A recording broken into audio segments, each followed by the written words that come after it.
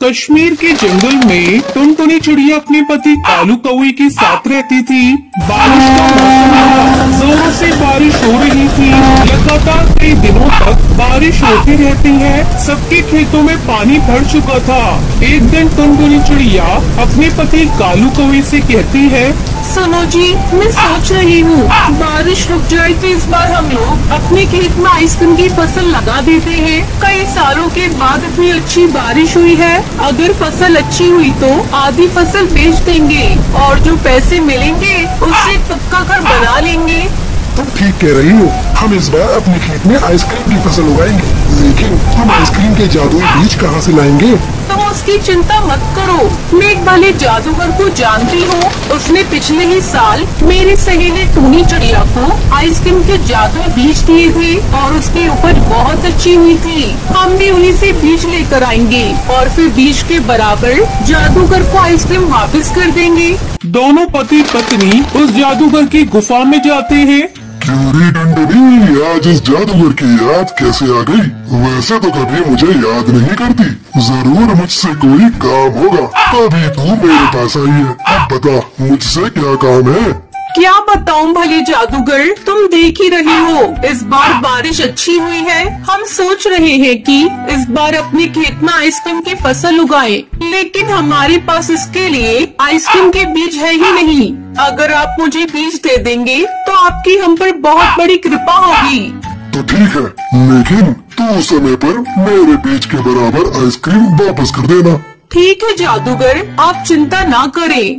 जादूगर टुनटुनी चिड़िया को आइसक्रीम के बीज दे देता है। कालू कौवा और टुनटुनी चिड़िया बीज लेकर वापस घर लौट आते हैं। फिर अगले दिन टुनटुनी चिड़िया अपनी बेटी पिंकी के साथ खेत में बीज को बिखेर देती है। इस तरह कई दिन गुजर जाते हैं। एक दिन टुनटुनी चिड़िया कालू कौवे को खेत में भेजती है। कई दिन हो गए खेत में बीज डाले, जाओ एक बार जाकर देख लो कहीं बीज सूख तो नहीं गए। अगर बीज सूख रहे होंगे तो सिंचाई कर देना।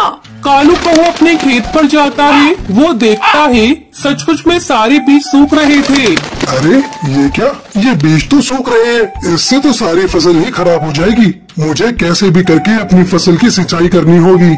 ऐसा सोचकर कालू कौवा मुखिया के पास जाता है। मुखिया जी, मेरी आइसक्रीम की फसल सूख रही है। अगर आप मुझे पंप दे देते तो मैं अपने खेतों की सिंचाई कर देता।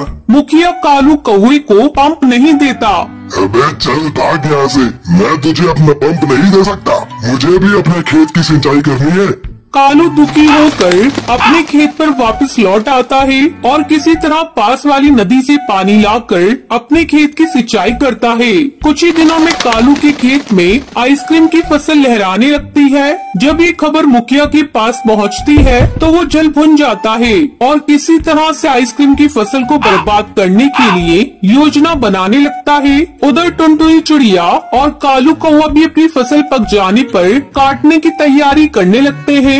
कालू जी, अब अपनी फसल पक चुकी है और इसमें से आइसक्रीम भी निकल आई है। अब इसे हम लोग बाजार में बेच देते हैं। फिर दोनों जल्दी जल्दी अपनी आइसक्रीम को इकट्ठा करते हैं और उसे अपने घर लेकर आते हैं। चलो जी, आखिरकार हमारी आइसक्रीम की फसल कट गई है। अब कल जाकर हम लोगों को जादूगर के उनके बीज के बराबर का फसल वापस कर देना होगा। फिर आराम से आइसक्रीम को बाजार में ले जाकर बेच देंगे। अब तुम जाकर जल्दी से मुँह हाथ धो लो, मैं तुम्हारे लिए भोजन परोसती हूँ।